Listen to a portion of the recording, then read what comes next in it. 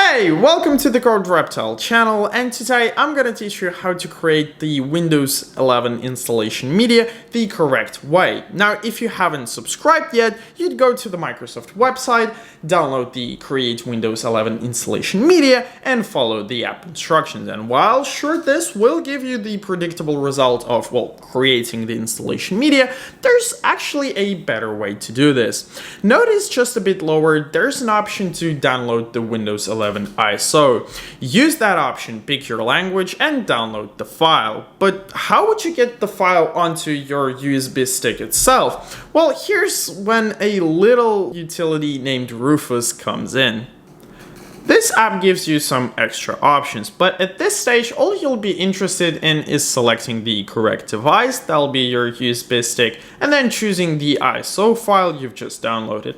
After that, click the Start button and you'll see a little window with a few interesting options. The first one will remove most inbuilt restrictions on hardware, so you can try Windows 11 on older devices if you want.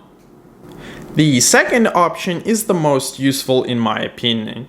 See, by default, Windows 11 will do everything it takes to force you to use the online Microsoft account, but if you don't want all that, you can just use this option and it'll allow you to use the trusty old local account that we all love so much.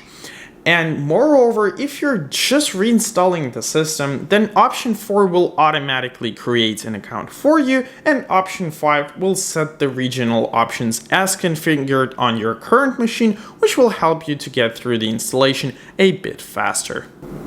One important thing about option 4, it actually won't ask you to create a password during the installation, but it will ask you to change the password during the first reboot. Just leave the previous password field empty and you'll be good to go. And the last cool feature is that you can disable data collection, which won't ask you all the privacy questions, leaving them all at a big fat no thank you, which will also increase the installation speed. And that's how you create a Windows 11 bootable drive the correct way. And if you like this video, share it, like it, maybe subscribe, check out the other videos, you might learn something new.